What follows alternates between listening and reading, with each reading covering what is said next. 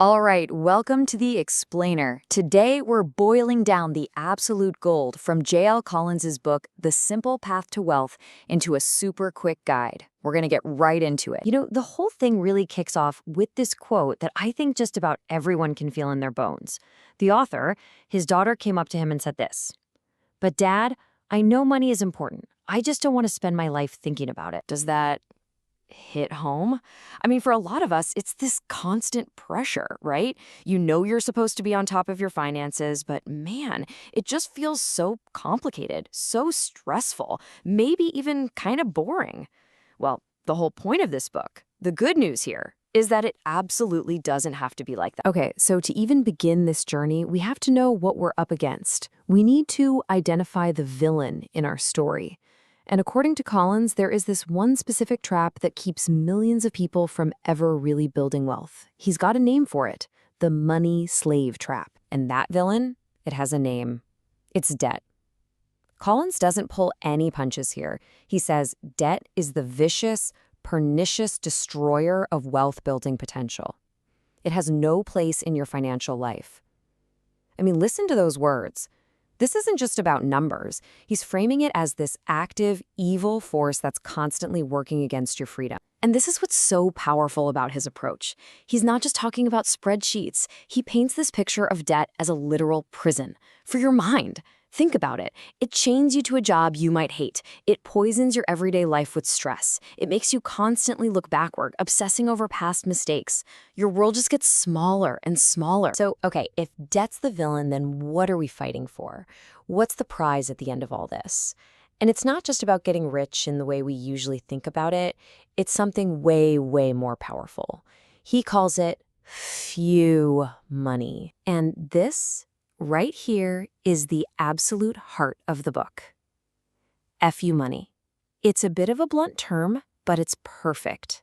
It means having enough money that you are completely, totally free from what other people demand of you. It's the power to do exactly what you want with your life, with your time. It's not about flash, it's about freedom, autonomy. And this quote just nails the whole point. He says, there are many things money can buy, but the most valuable of all is freedom. See, this path isn't about buying more stuff. It's about buying your life back. And get this, you don't need to be a millionaire to start feeling this power. Just look at Colin's own story from when he was young. At 25, he had saved up just $5,000. So he goes to his boss and asks for some unpaid time off to travel around Europe. The boss says no, flat out. So what does he do? He quits. He resigns right there on the spot. And suddenly, a funny thing happens. The boss, who did not want to lose him, suddenly changes his tune, and he negotiates a 6-week leave. That little moment, that was his first real taste of freedom, and it was powered by a tiny little safety net. Okay, so we've got the villain, debt, and we've got the prize, freedom. So, how do we actually do it? How do we get there? Well, this is where we get the mentor's map, the simple path to wealth itself. And honestly, you're probably going to be shocked at just how simple this is. To take down that villain, here's the 3-step battle plan. It's super straightforward. 1, list out every single debt you have. Rank them from the highest interest rate to the lowest. 2, be ruthless. Cut out all the non-essential spending to free up cash. You need ammo for the fight. And 3, attack. You pay the minimums on all of them, sure, but every single extra dollar you can find gets thrown at that one debt with the highest interest rate. No fancy spreadsheets, no complicated formulas, just focused fire. All right, so once the debt is gone, it's time to build. We're talking investing. And this is where the advice gets really radical. Collins basically says you don't need some crazy complicated portfolio. No, for most of your life, you probably only need one thing, a total stock market index fund. The classic example is Vanguard's VTSAX.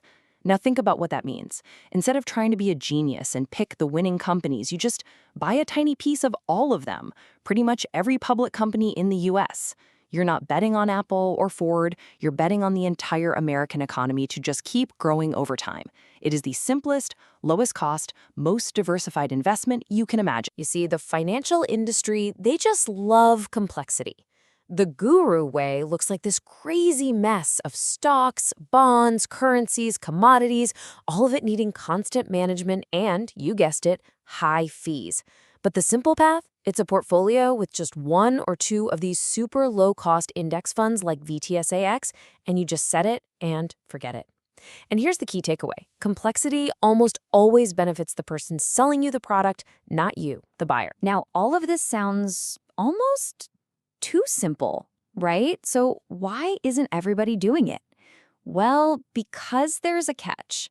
You have to be willing to face the financial dragons. These are the fears, the psychological hurdles that trip us up. And the biggest, ugliest, scariest dragon of them all is this one. You hear it everywhere, from the so-called experts on TV, in these screaming headlines. There's a major market crash coming. And that fear, it absolutely paralyzes people. But to slay that dragon, you just need to hold on tight to one single core long-term belief. And it's this. Over time, the market always goes up. Yeah, the ride is going to be wild. It's going to be rocky. There will be crashes. But the historical trend, when you zoom out, is relentlessly upward. So crashes aren't a sign to run away.